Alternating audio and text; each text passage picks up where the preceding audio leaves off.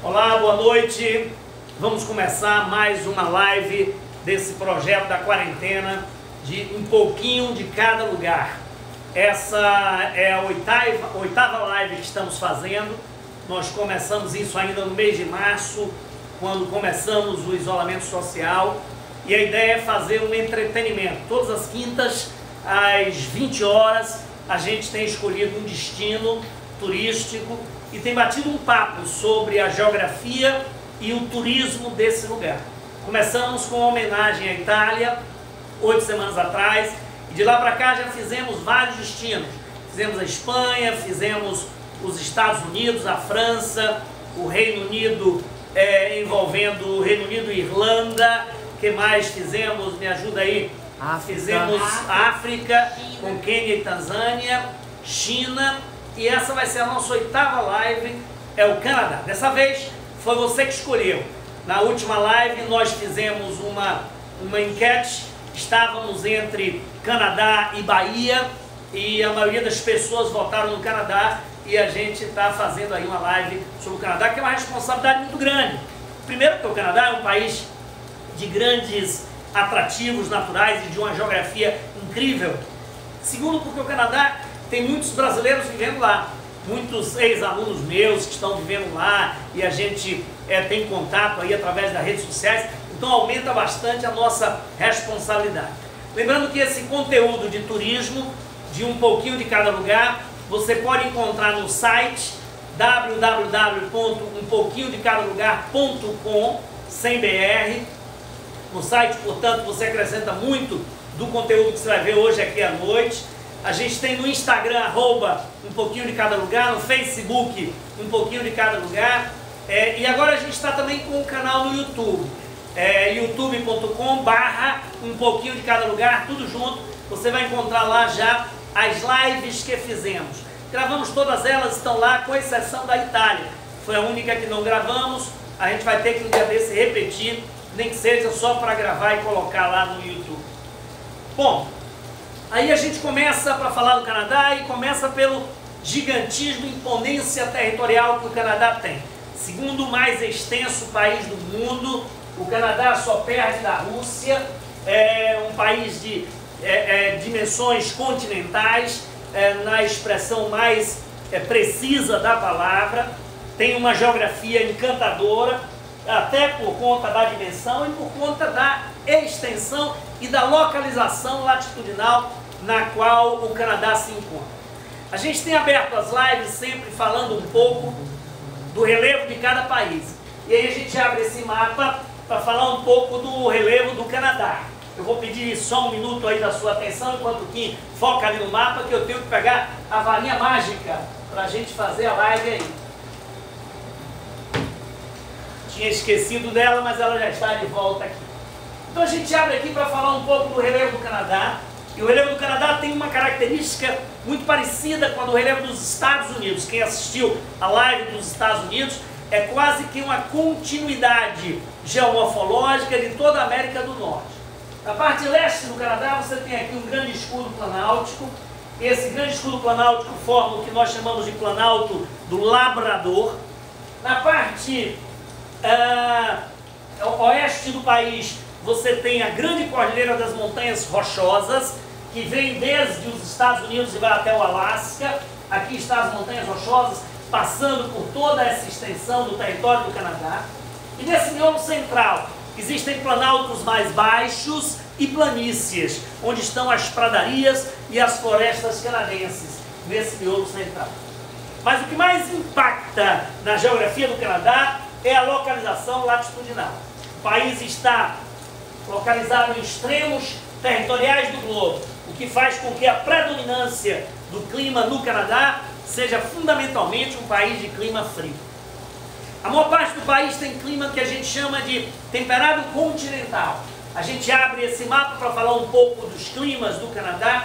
A maior parte do país está nessa faixa azul aqui, ó, é clima frio e temperado continental. No extremo norte você tem um clima gelado, é a região já mais próxima ao Polo Norte, ao Círculo Polar Ártico. Essa área é uma área extremamente gelada. praticamente coberta de gelo durante os 360 dias do ano, na maior parte do seu território. O miolo central, o Canadá é um país de clima temperado continental rigoroso. Tem um inverno bastante frio, é o que mais caracteriza o país. Quase todo ele é assim. Inclusive na costa leste também do Canadá, essa faixa que está aqui de azul e de roxo, a costa leste também tem clima, apesar de no litoral tem clima temperado continental, bastante frio, com inverno bastante frio. A única área do Canadá que ameniza um pouco, na maior parte do ano, uma boa parte do ano, é a costa oeste, próximo à região da cidade de Vancouver, que a gente vai falar daqui a pouco. Aí tem duas correntes marinhas que interferem muito nas características climáticas do Canadá. Observe no mapa que na costa leste predomina uma corrente fria. Essa é a corrente do Labrador. A corrente do Labrador ela desce aqui, ó, do Oceano Glacial Ártico, banhando a costa leste do Canadá. E aí ela derruba as temperaturas de vez. Por isso que mesmo aqui no litoral, o inverno é extremamente rigoroso, influenciado pela corrente do Labrador. Já na costa oeste você tem essa corrente do Pacífico Norte, que é uma corrente quente. Ela vem de águas tropicais, lá da costa da Ásia, lambe o litoral do Japão, atravessa o Pacífico e vem para aqui, ó, para a costa oeste do Canadá. Por isso que nesse trecho do Canadá, as temperaturas são mais razoáveis. Vancouver, que está aqui na costa oeste, é uma das poucas cidades canadenses que tem um inverno razoável. As outras têm inverno extremamente rigoroso. E o que mais interfere nisso é a questão das latitudes. O Canadá está em latitudes próximas a 50 graus norte. O paralelo 50 graus está aqui, ó, passa um pouco a norte da fronteira com o Canadá. Então quase todo o território canadense está além dos 50 graus norte. E é isso que interfere nas temperaturas muito frias do país, sobretudo nas áreas mais a norte, mais próximas do círculo polar ártico. Aí de novo a gente colocando as correntes marinhas como elementos de interferência no clima. E só para lembrar, entrar no clima, a gente tem sempre dado algumas dicas de filmes por aqui. E obviamente um destaque fica para Titanic. Titanic, o que é que tem a ver com essa história? É porque o acidente com o Titanic, que pôs o Titanic a pico, ele aconteceu aqui próximo à Ilha da Terra Nova. A Ilha da Terra Nova é essa que está aqui com o número 1. O Titanic estava atravessando o Oceano Atlântico, vindo lá da Inglaterra, e quando chegou aqui perto, em águas da corrente do Labrador, ele se encontrou com um iceberg gigantesco. E ao chocar com o iceberg, ele foi a pique e houve aquele acidente de proporções épicas que acabou inspirando também várias outras histórias, inclusive ao filme Titanic. Bom, o Canadá é uma federação hoje em dia, possui algumas províncias que formam o país. Essa federação ela é muito recente, é muito nova, ela só começou a se consolidar no final do século XIX e ela acaba se tornando também um modelo político interessante, porque ela é uma monarquia constitucional. A rainha da Inglaterra, a rainha Elizabeth II, é também rainha do Canadá. O Canadá faz parte de uma estrutura internacional de países que se caracterizam como monarquias constitucionais e que tem a rainha da Inglaterra como a sua rainha também. Esse é um aspecto interessante da geopolítica aí do Canadá também, tá? Aqui a gente coloca esse mapa para mostrar para você as áreas do aproveitamento econômico do Canadá. Essa parte toda de laranja que está aqui é uma área praticamente improdutiva do ponto de vista da agropecuária. A economia que se utiliza aí é extração mineral, a caça e muito pouca coisa além disso. A área de verde, que é a área mais extensa do país, a extração de madeira que predomina, e as atividades econômicas ligadas à agropecuária estão no extremo sul do país, bem próximo à fronteira com os Estados Unidos. É onde as temperaturas são mais razoáveis e o equilíbrio das estações permite uma exploração econômica. Permite uma policultura nessa região do Vale do Rio São Lourenço, permite o desenvolvimento de pastagens e pecuária nessa região das planícies centrais do Canadá e na costa oeste, próximo a Vancouver. Porém, na maior parte do país, a atividade econômica está restrita a atividades extrativas, caça, pesca, extrativismo vegetal, derrubada da madeira e assim por diante. Os canadenses eles vivem em áreas muito específicas, na sua maioria. é um país que tem uma área territorial gigantesca, é o segundo mais extenso país do mundo, mas a população é de cerca de 36 milhões de habitantes. A população é menor do que a do estado de São Paulo, sendo que um país muito maior do que o Brasil, com a população menor do que o estado de São Paulo. E a grande maior parte da população canadense, quase na sua totalidade, está concentrada aqui, ó, próximo à fronteira com os Estados Unidos. Essas manchas amarelas, laranjas e vermelhas mostram a concentração demográfica do Canadá. A maior parte da população está aqui, as grandes cidades. Só em Toronto, por exemplo, você tem 20% da população canadense, mais que 20%, dos 36 milhões de habitantes, mais de 8 milhões vivem na zona metropolitana de Toronto, de apenas uma cidade. Então a população está concentrada aqui nessa parte sul, nos limites de fronteira ali com os Estados Unidos. O resto do país, a densidade demográfica é muito próxima de 1 habitante por cada quilômetro quadrado. É muito pequena, pelas condições adversas do clima nessa região. Tá? O país, por ter uma população pequena, é um país que incentiva muito a imigração. E por isso a sua população é formada percentualmente, em grande parte, por imigrantes. Uma boa parte da população canadense hoje é uma população de imigrantes. A origem da população, além dos nativos que estavam no Canadá quando o país começou a ser ocupado, foi formada por franceses e ingleses, que dividiram a colonização do Canadá no passado. Mas aqui a gente tem um país formado muito por imigrantes.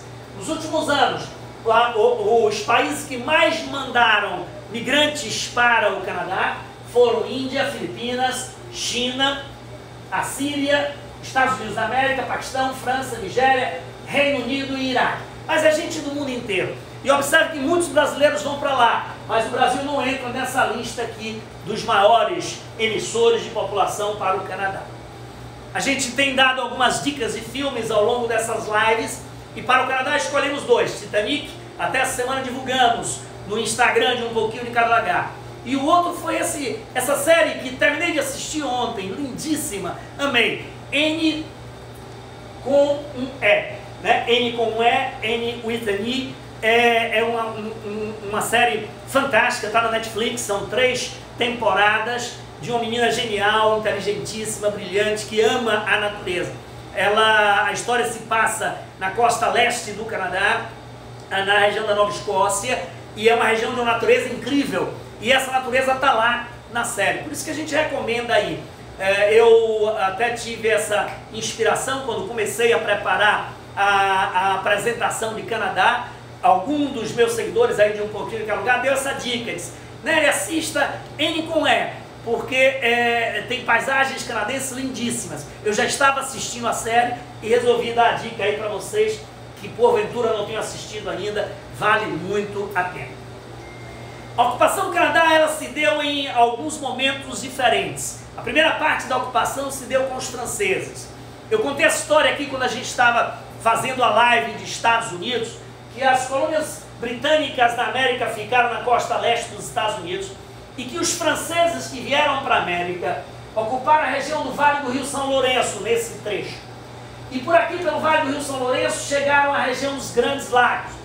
E dos Grandes Lagos conseguiram contornar a Cordilheira dos Montes Apalaches e chegaram até lá embaixo, na região de Nova Orleans, no sul dos Estados Unidos.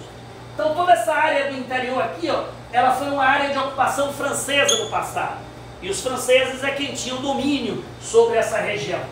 Isso criou um grande corredor comercial que ocupou o Vale do Rio Mississippi, desde New Orleans até a cidade de Quebec, aqui na saída, na boca do Rio São Lourenço.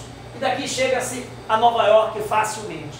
Esse é o grande corredor comercial, formado pelos Grandes Lagos canadenses e americanos, o Vale do Rio Mississippi até o Mar do Caribe. E foi por aí que os franceses ocuparam o território do Canadá no passado. No passado já foi assim. Os ingleses estavam aqui, nas 13 colônias que ocuparam a costa leste dos Estados Unidos, e os franceses ocuparam essa área do interior, uma área muito maior. Por isso a cidade de Nova Orleans, no extremo sul, em homenagem à cidade de Orleans, que é uma cidade francesa. Então toda essa área do interior era uma área de ocupação francesa. Mais tarde, os ingleses começaram a recuperar o território e foi diminuindo a área de influência francesa no Canadá. Aqui está a foz do Rio São Lourenço, ele se abre num grande estuário absolutamente navegável, e nesse estuário navegável você tem uma importância econômica muito grande. Toda essa região dessa área aqui, ó, sudeste do Canadá, se desenvolveu mais, sobretudo por causa do comércio incrementado pelo Rio São Lourenço, o seu grande estuário e os grandes lagos que separam os Estados Unidos do Canadá. Aqui está a foz do Rio São Lourenço, na cidade de Quebec, que é um dos principais destaques aí que a gente vai conversar hoje um pouco sobre o Canadá. Quebec fica aqui, ó. O estado de Quebec, a província de Quebec, é toda essa área que está aqui de roxo, e a cidade de Quebec, a sua capital, fica exatamente nesse ponto, na saída do Rio São Lourenço. Quebec é considerada a mais francesa das cidades das Américas. Essa área foi uma área maciçamente de ocupação francesa. Até hoje, o idioma mais falado aí é o francês. Aliás, no Canadá fala-se 2 idiomas oficiais, o francês e o inglês. O francês, sobretudo na província de Quebec, onde Quebec é a cidade mais importante, é a capital. A cidade mais francesa das Américas.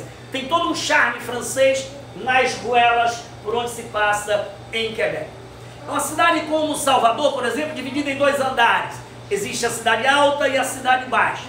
Ligando a cidade alta e a cidade baixa de Quebec, muitas ladeiras, escadarias, bondinhos, teleféricos, como em Salvador, fazendo a ligação entre as 2 cidades. E em Quebec o charme das ruas estreitas, bastante coloridas, com muitos restaurantes, lojas de galerias de arte, artesanato, lembranças do local. A cidade é um charme. Um dos símbolos de Quebec é um hotel, o Chateau Frontenac. O Chateau Frontenac não é um castelo, faz parte de um conjunto de hotéis que foram construídos no Canadá, todos eles com forma de castelo. São construções não tão antigas, são construções do final do século XIX, início do século XX. O Chateau Frontenac, por exemplo, levou quase 100 anos em obra de finalização e só foi concluído no final do século XX. É um grande hotel na parte norte de Quebec, na cidade norte, que faz parte de uma cadeia originalmente construída para toda a extensão do Canadá. A gente vai ver outros muito parecidos lá adiante. Talvez seja o hotel mais fotografado do mundo, porque como ele tem essa forma de castelo, e ele é um símbolo maior de Quebec, todo mundo que vai a Quebec leva, obviamente, para casa uma fotografia de destaque do Chateau Frontenac. É um dos símbolos de Quebec. Aí está outra imagem da cidade alta de Quebec, onde você tem todo esse charme que a gente colocou aí. Quebec, como uma cidade essencialmente francesa, nessa parte leste do Canadá, é onde tem os maiores resíduos de acirramento entre franceses e ingleses, inclusive um forte sentimento separatista. Já houve por várias vezes plebiscitos dentro da província de Quebec para ver se ela se separava do restante do Canadá. A ideia dos franceses mais nacionalistas de Quebec é que houvesse uma separação e a província de Quebec se tornasse um país independente do restante do Canadá. O último dos plebiscitos que houve, mais uma vez foi derrotado, o Canadá continua unificado, mas é uma área de fortíssimo sentimento nacionalista que a gente vê aqui nas manifestações e na própria bandeira de Quebec hasteada ao lado da bandeira do Canadá. No Canadá o que mais predomina na sua extensão territorial é a grande floresta boreal.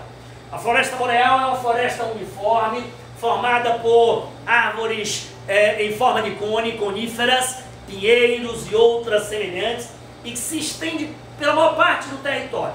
Ainda hoje é uma das grandes riquezas do país, a extração da madeira dessa floresta natural. O símbolo maior do Canadá, aliás, está na bandeira canadense, é a folha, desculpe, opa, passei aqui da bandeira canadense, no símbolo da bandeira do Canadá, é a folha do plátano canadense, a Maple Tree.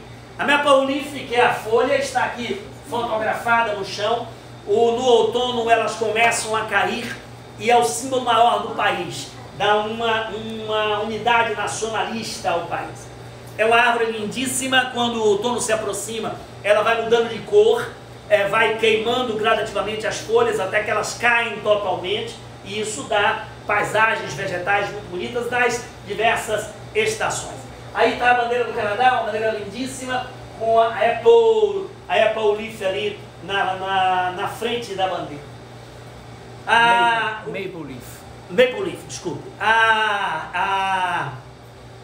A Maple Tree é uma árvore que é explorada também para a produção de um xarope que eles retiram quando fazem incrustações. Eles fazem cortes na árvore, como se faz, por exemplo, a extração do látex da seringueira. E desse corte é extraída uma seiva, e dessa seiva se faz um néctar. É o néctar da Maple Tree, que é o néctar do bordo, é outro nome que ela tem por aqui. E esse néctar é usado na fabricação de xaropes, e os xaropes usados na fabricação de doces, bolos, etc. Quem vai ao Canadá volta sempre com uma folha do plátano em alguma lembrança, seja numa camiseta, seja num boné, seja numa lembrança qualquer do país, seja a própria bandeira do Canadá, ou traz para casa um vidrinho aí do xarope de maple que é explorado a partir daquela planta. Nessa foto aqui nós tiramos numa das áreas que fomos conhecer no interior do Canadá.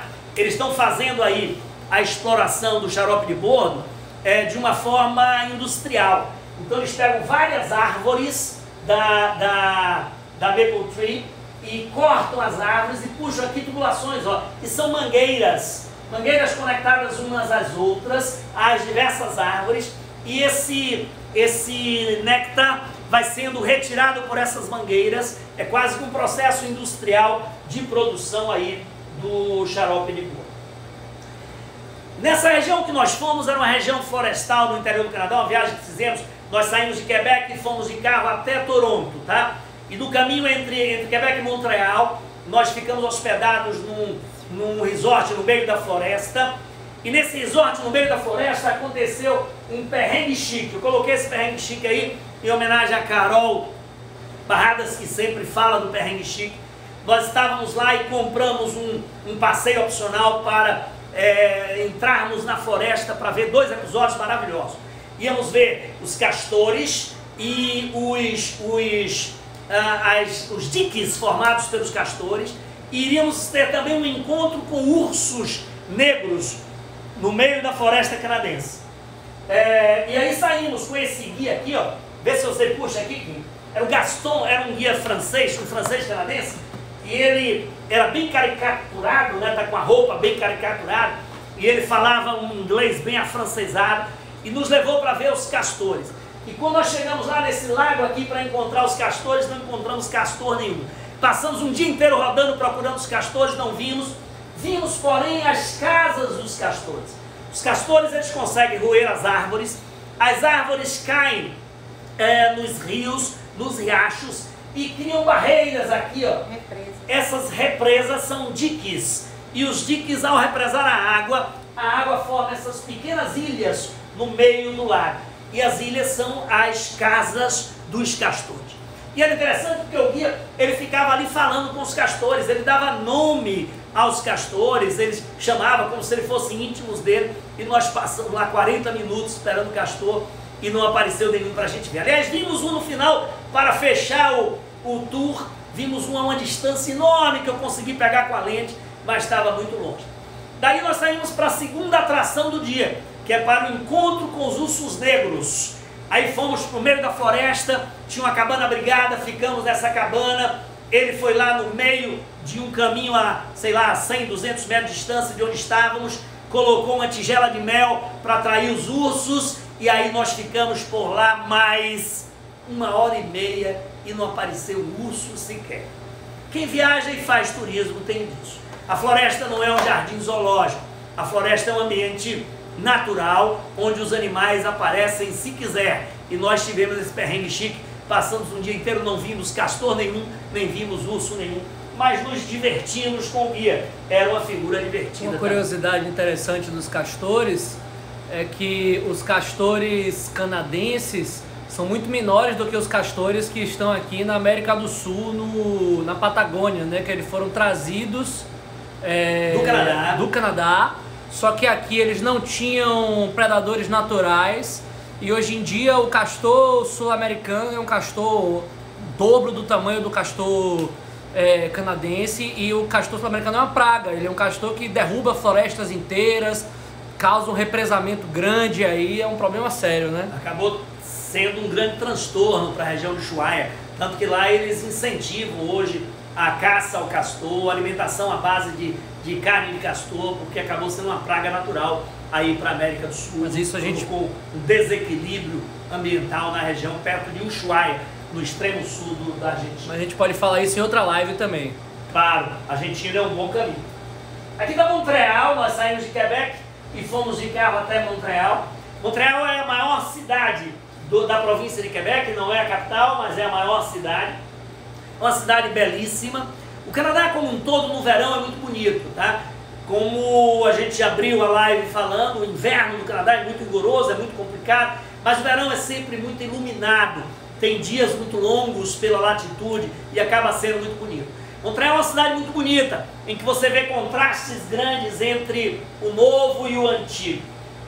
Esse prédio mostra bem isso, a Catedral de Montreal ao lado de um arranha-céu espelhado, e mostrando esse contraste aí entre o moderno e o antigo em Montreal.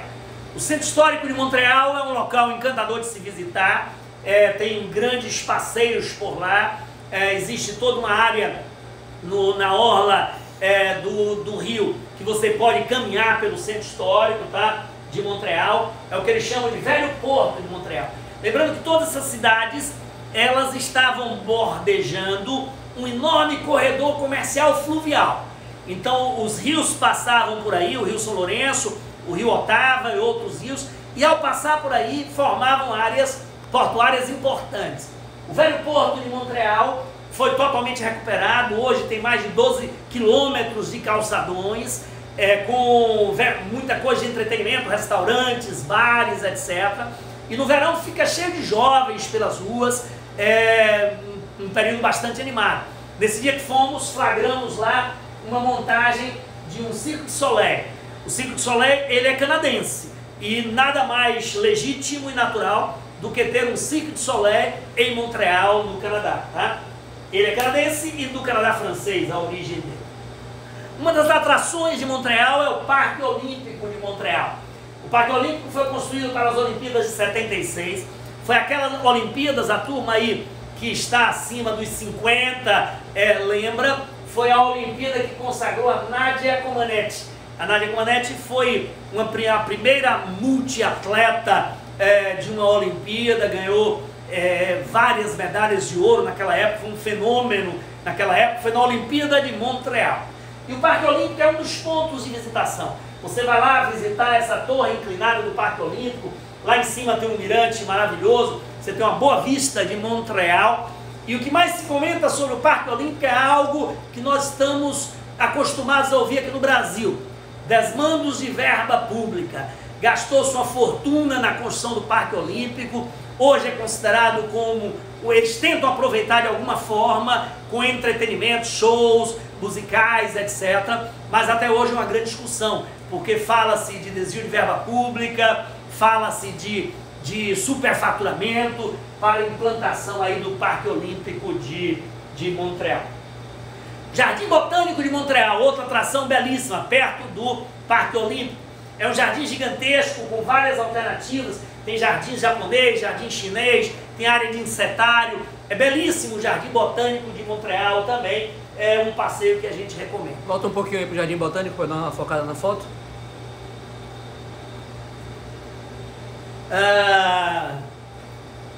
Bia, Sebastião, um abraço, soube que você está nos assistindo aí, prestígio aí para a live de um pouquinho de cada lugar. Aproveitando aí a pausa que a gente fez para dizer que essas lives têm tido apoio do Shopping da Bahia, da Via Alegria, que é a nossa agência. A Via Alegria faz sempre um turismo bastante personalizado, a gente pode fazer a qualquer momento consultorias de viagem. O Colégio Sacre e a Fio Laser são os nossos parceiros aí para a implantação dessas lives.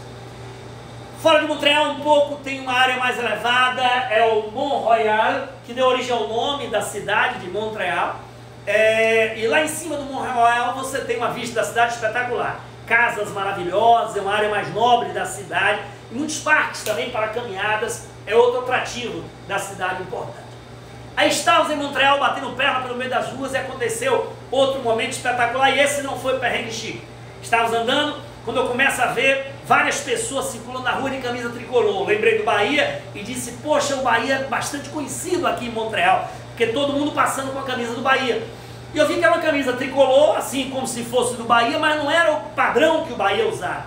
Entrei numa loja e perguntei a uma garota que estava como vendedora e disse, o que é que essa turma está vestindo aí a camisa do Bahia? Ela disse, não é a camisa do Bahia, é a camisa do Canadian Montreal, o time de hóquei sobre patins de Montreal. Disse, sim, mas vai ter alguma coisa hoje? Por que tem tanta gente na rua? Ela disse, vai ter um jogo que é a semifinal do Campeonato Mundial de Hóquei sobre Patins. É hóquei no gelo, né? É hóquei no gelo. Desculpe, hóquei no gelo. O hóquei no gelo, ele o Campeonato Mundial é quase uma dobradinha Estados Unidos versus Canadá. Poucos outros clubes existem no mundo. Estados Unidos e Canadá dominam esse esporte. E aí aconteceu um jogo lá, que era uma das semifinais, entre o Canadian Montreal e o time do hóquei no gelo de Nova York. Ia ter o jogo e tal, e eu vi tanta gente, eu disse, pô, é uma oportunidade, será que a gente consegue? A gente consegue sim.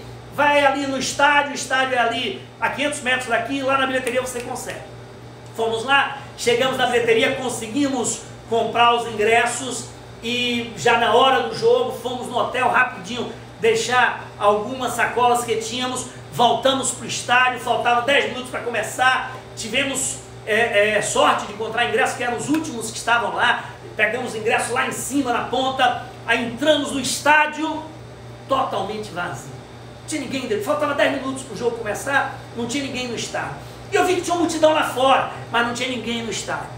Aí sentei, eu disse, será se não vai ter gente tal? Daqui a pouco os torcedores começaram a chegar e o estádio lotou, em 5 minutos estava completamente ocupado. Várias entradas, tudo bem, muito bem organizado, em 5 minutos estava totalmente lotado e assistimos ao jogo.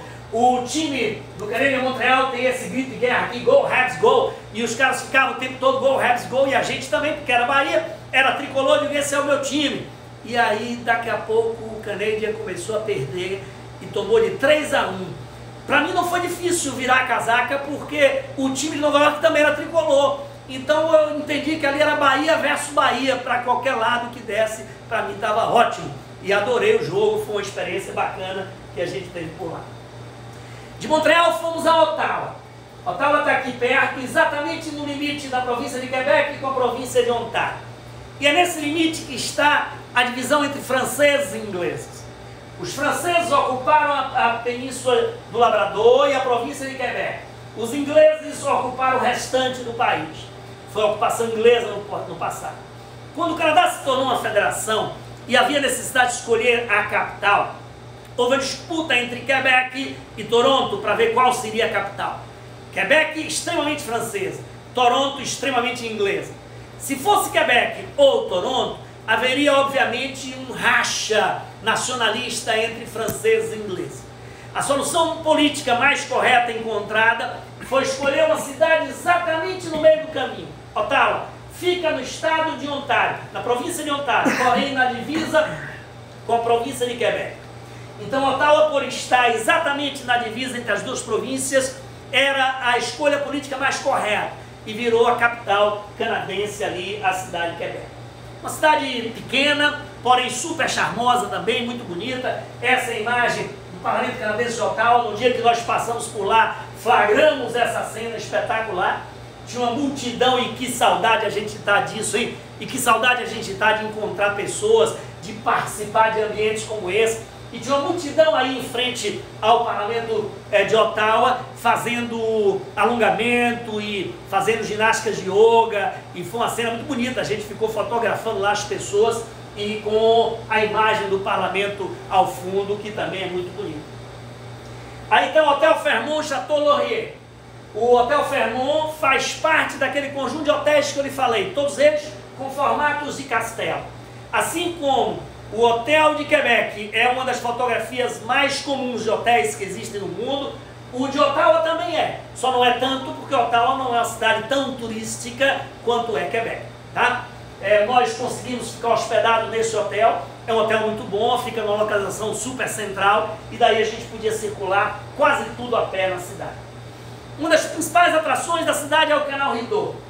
O Canal Rideau, ele foi um canal construído de interligação entre os grandes lagos canadenses e o rio Ottawa, que leva, por sua vez, ao rio São Lourenço. A navegação, como eu lhe falei, nessa área sudeste do Canadá, foi importantíssima para a economia dessa região. E essa navegação ela se expandiu com a construção de canais artificiais.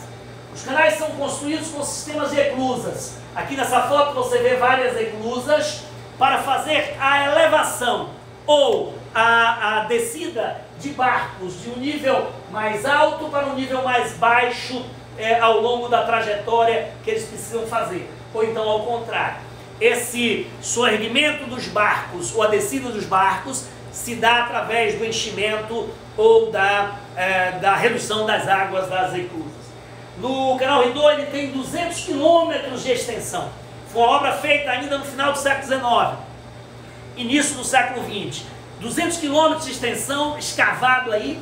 Na época o Canal Rideau tinha uma função estratégica militar. Fizeram o Canal Rideau para proteger um pouco o Canadá dos Estados Unidos. Os americanos ameaçaram invadir o Canadá algumas vezes no final do século XIX. Foram rechaçados pelos canadenses com apoio dos ingleses e depois com apoio também de franceses. Mas mesmo assim havia sempre o temor de que essa região pudesse ser invadida em algum momento. O Canal Rideau foi construído também com essa função militar. Recebi aqui a notícia da produção de que estou tendo a honra de Bel Marques estar assistindo a nossa live.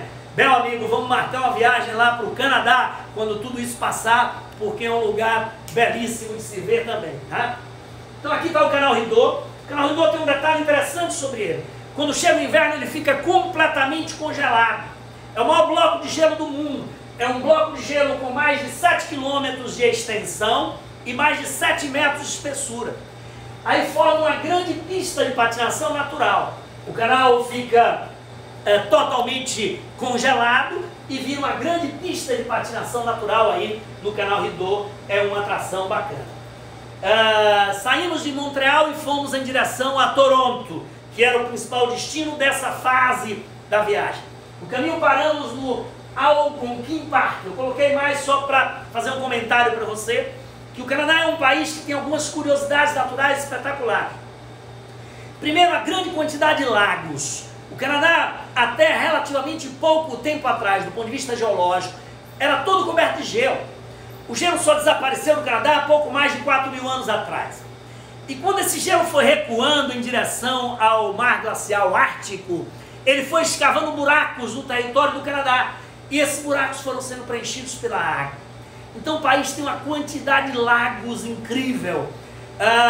Recebe também o nome de País dos Lagos. 2 países do mundo têm essa denominação, a Finlândia na Europa e o Canadá. Uma grande quantidade de lagos. Só para você ter uma ideia, só no Parque Algonquin existem cerca de 2.400 lagos pertinho de Toronto. Então o canadense, de uma maneira geral, que é um cidadão que adora a natureza, tem uma intimidade muito grande com a natureza, ele curte a natureza do frio no inverno, durante um inverno bastante longo, e depois ele mergulha de vez no verão. E no verão ele tem acesso aos lagos.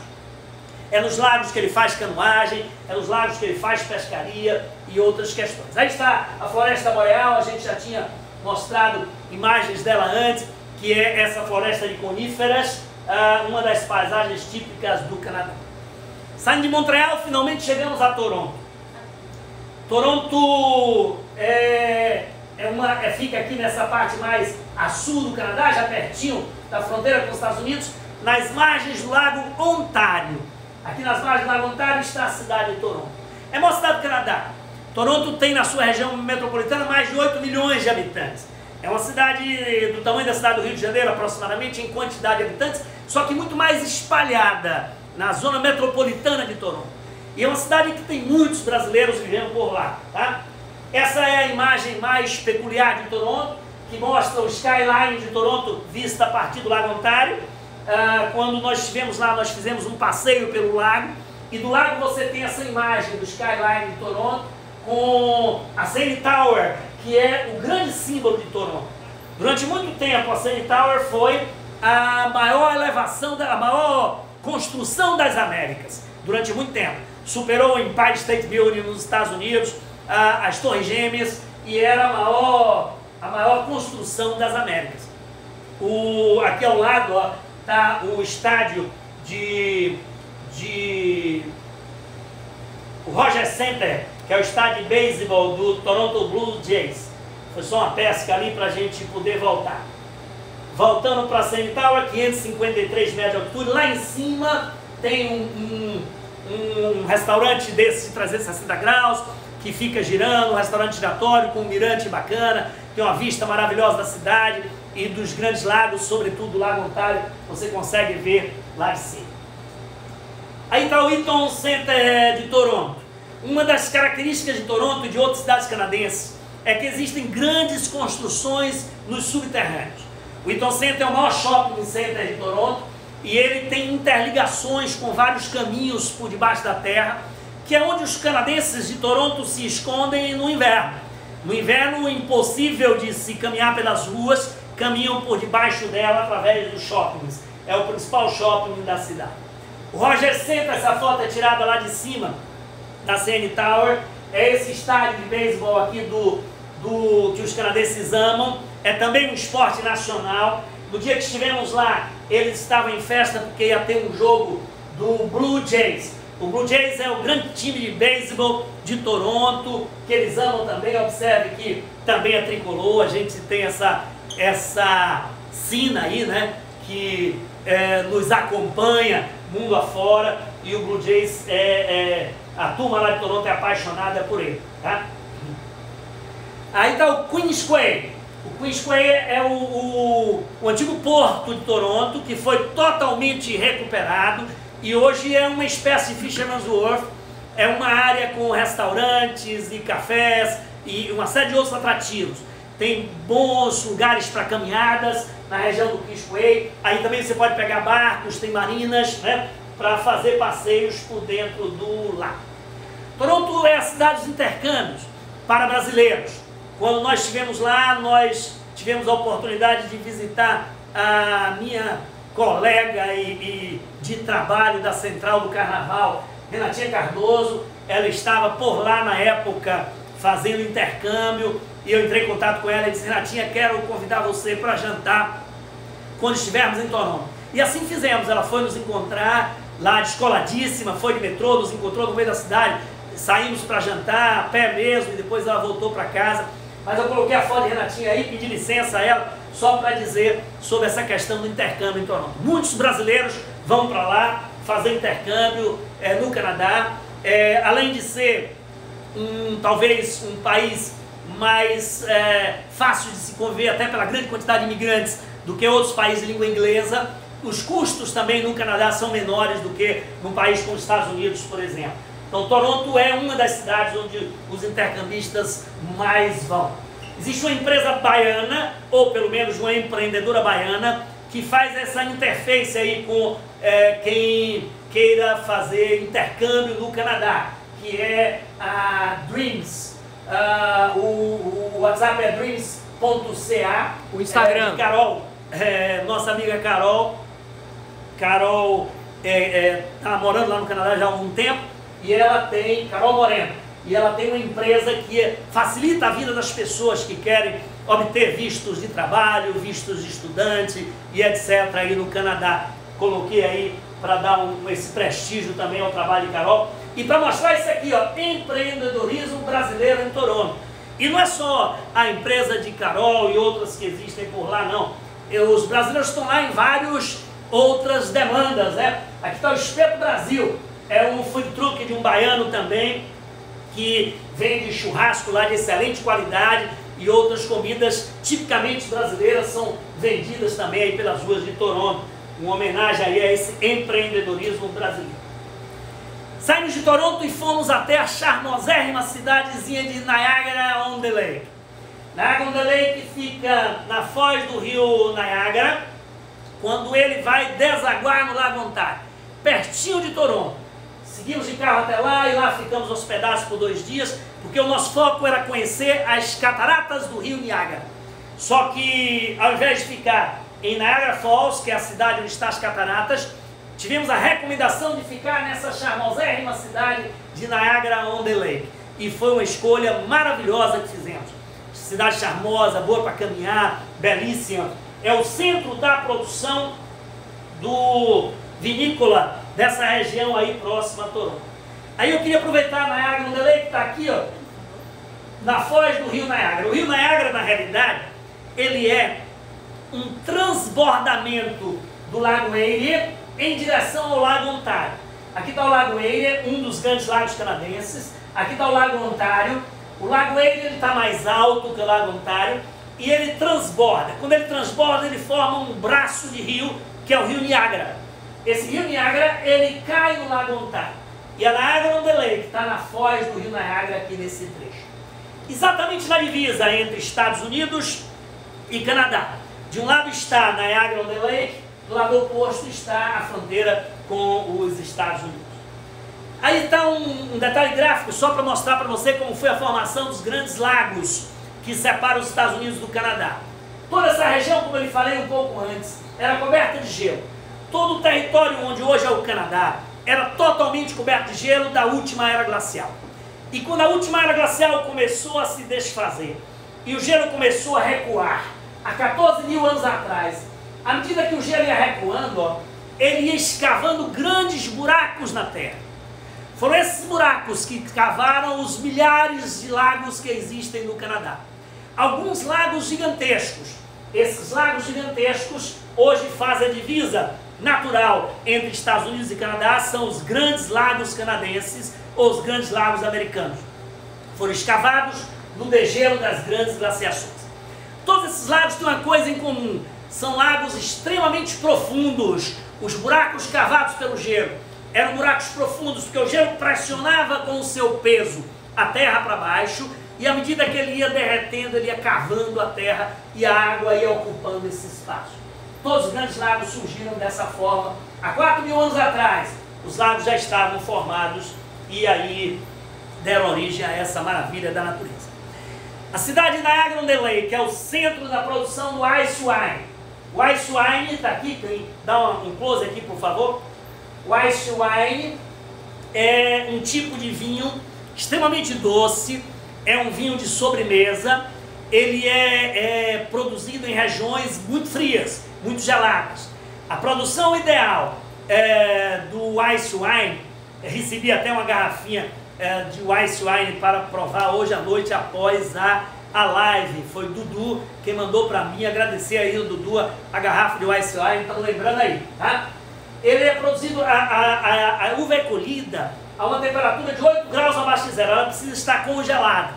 Ela é colhida congelada e é macerada congelada. Quando ela é macerada congelada, apenas a água que está dentro da uva é que congela. O restante dele se obtém uma produção de um vinho extremamente doce, que é excelente como vinho de sobremesa. Uma das características dessa região do Canadá, a produção do ice wine. De lá de Niagara-on-the-Lake, fomos até as cataratas do Niagara, o grande xodó dos canadenses, a atração maior do Canadá. As cataratas do rio Niagara ou do Niagara, Niagara Falls. Na realidade são 2 grandes cataratas com uma ilha no meio. Aqui está vindo o rio Niagara, como ele disse, o rio Niagara na realidade é um canal, tá? Ele é um canal de transbordamento do Lago Erie em relação ao Lago Ontário. Um lago transborda no outro. Aqui vem a água que sai do transbordamento. Quando ele chega nesse trecho, forma-se uma ilha no meio, a ilha Goats forma no meio. Parte da água desce por um lado, parte da água desce pelo outro. É para agradar aos dois. Parte da água desce pelo lado americano, parte da água desce pelo lado canadense. A fronteira se dá exatamente na ilha Goats. Divide os 2 países, tá? Mas aí você tem as 2 grandes cataratas compondo a estrutura. American Falls é a catarata americana, a que está do lado dos Estados Unidos. Lindíssima também. Obviamente que perto da outra ela fica na sombra, ela perde um pouco o charme, mas ambas formam um conjunto muito belo. Essa é a Horseshoe, sapato do cavalo, ferradura. A Horseshoe é a catarata do lado canadense. Ela cai de uma altura de 57 metros e é muito mais plástica, muito mais bonita que a outra. Mas ambas formam um conjunto espetacular. Estão entre as mais maravilhosas cataratas do mundo. A Cataratas do Niágara, a Victoria Falls no rio Zambezi, entre Zimbábue e Zâmbia, e a Catarata de Foz do Iguaçu aqui na fronteira do Brasil com a Argentina. São as 3 grandes cataratas do mundo e as mais charmosas e mais bonitas. Entre as 3 tem uma diferença muito importante e que dá características desigual. A Catarata do Niágara, ela está numa área essencialmente urbana. Então você não tem aquela sensação de natureza como você tem nas outras. Quando você vai a Foz do Iguaçu, você tem uma sensação de natureza maravilhosa do Parque do Iguaçu que está ali ao lado. A mesma coisa acontece na Victoria Falls, lá no Zimbábue. Aqui no Niagara Falls não, ela é uma catarata bem urbana, ela está dentro da cidade de Niagara Falls, então você passa por ali, toda a área urbana ali do lado, o que não tira a beleza plástica da catarata, mas dá uma beleza obviamente um pouco diferente. A melhor vista das cataratas se dá do lado canadense. Aqui já é Estados Unidos, tá? Essa ponte chama-se Rainbow Bridge, porque fica um arco-íris, não sei se dá para você ver aqui no detalhe, ó, permanente na frente dessa ponte, a Rainbow Bridge. E essa cidade que você vê aqui do outro lado é Buffalo, já é uma cidade americana, já está do lado dos Estados Unidos. É uma cidade de cassinos, de jogos, está do lado americano. E aqui nós estamos fazendo a foto do lado canadense, obviamente. Lá no passeio que vai às Cataratas do Niágara, é possível você pegar um barco e mergulhar quase debaixo da catarata.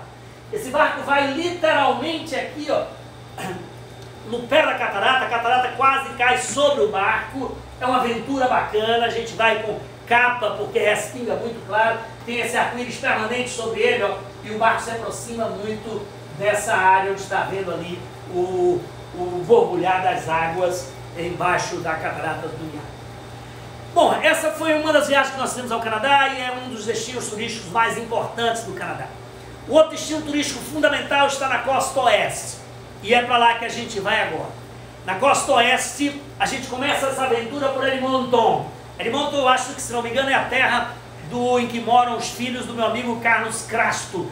Não sei se ele está nos assistindo hoje, mas tem assistido as lives nos últimos dias, fica homenagem para ele aí. O filho dele eu acho que mora em Edmonton, se não me engano. Minha amiga Verusca Guerra, não sei se está assistindo aí, também mora em Edmonton. Vel Guerra, se tiver, dá um oi pra gente. Ela assistiu também as outras lives, tá? Vive também na cidade de Edmonton. Também é uma cidade que tem muitos brasileiros por lá, claro. É uma cidade grande para os padrões das cidades canadenses. São as 2 maiores cidades da costa oeste do Canadá, tirando Vancouver, Edmonton e Calgary. E a grande característica de Edmonton é ter o maior shopping center das Américas. O Edmonton Mall Shopping West é um shopping gigantesco. A primeira vez que eu fui a Edmonton era o maior shopping do mundo.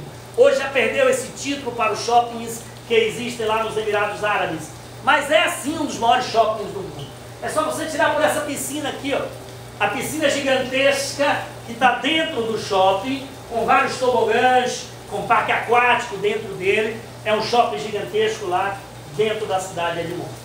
Na realidade, Edmonton foi um ponto de partida que nós tivemos para irmos em busca da Icefield Parkway.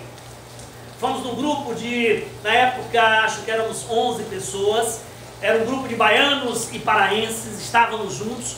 Nós fizemos a costa oeste do Canadá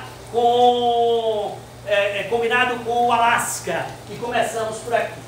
Aqui eu vou mostrar para você nesse mapa, para você ter uma noção, ó. Estado de Alberta, a província de Alberta em verde, a província da Colômbia Britânica em amarelo. Alberta em verde, Colômbia Britânica em amarelo. Nós estamos indo para essa área aqui na fronteira entre os dois, entre Alberta e Colômbia Britânica, tá?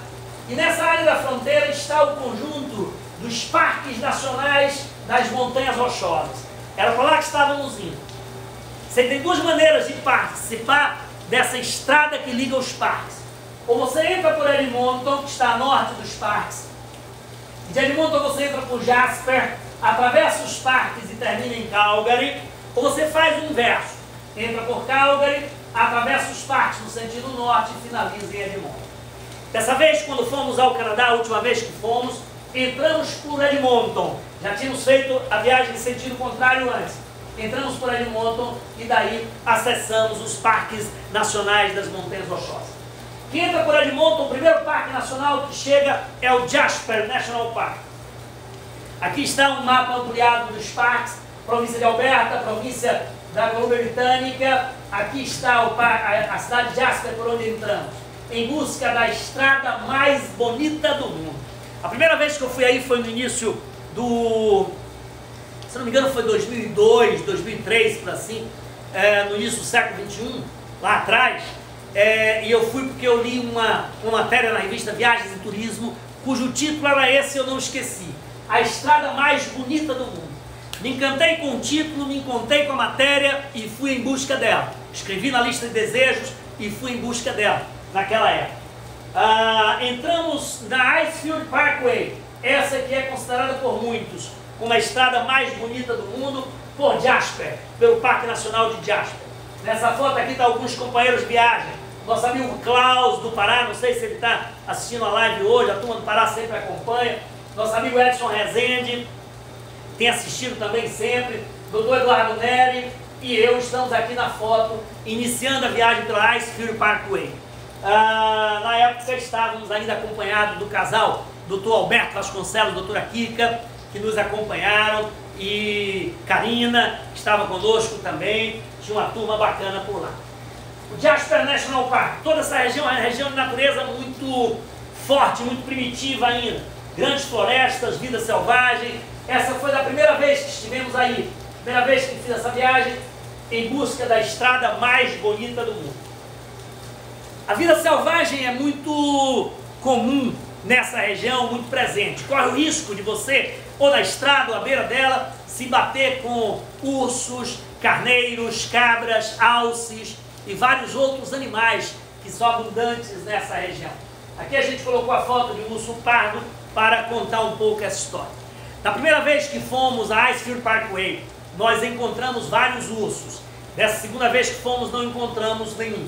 Não que eles tenham diminuído, como eu disse, é uma questão de sorte. Isso não é um jardim zoológico. Você pode encontrar ou não, a depender do dia que você vá. Quando estávamos por aí para a estrada de Jasper, nós pegamos um desvio para uma montanha chamada Edith Mountain. E começamos a subir para Edith Mountain. Éramos eu, Mônica e um colega professor Vicente, estava conosco na viagem. E quando nós chegamos num determinado trecho próximo ao pico do Edith Mountain, era uma estrada solitária, desértica, não tinha ninguém. Começou a bater um medão, uma vontade de recuar, a gente já querendo fazer manobra, mas a estrada foi ficando estreita, não tinha ponto de manobra. E aí, resultado, apareceu um bichinho aqui. Resultado, não tinha ponto de manobra, faltam 2 minutos, daqui a pouco a live vai ser interrompida e a gente volta daqui a pouco. Não perca, a gente ainda vai mostrar para você a estrada mais bonita do mundo. E depois disso vamos mostrar ainda a incrível Vancouver, imperdível, e a cidade de Vitória, na costa oeste do Canadá. Então você não sai daí, tá? A live vai cair daqui a pouquinho, você sai e 1 minuto depois você entra de novo, que a gente vai voltar aqui para falar da estrada mais bonita do mundo, para falar de Vancouver e falar de Vitória, na ilha de Vancouver. Um ponto importante é que essa live ela está acontecendo ao vivo agora no Instagram, de um pouquinho de cada lugar. Quando ela terminar, a gente vai disponibilizar a parte 1 e a parte 2, que é a que vai começar já dela, no nosso IGTV aqui. E também vamos disponibilizar no YouTube, o youtube.com/, um pouquinho de cada lugar, que é o nosso canal no YouTube, que a gente está começando a crescer lá. Está começando a ter uma quantidade legal de seguidores. E a pedidos, inclusive, é uma intenção nossa, a gente quer levar essas lives lá para o YouTube, para você ver do conforto da televisão de sua casa, tudo isso lá.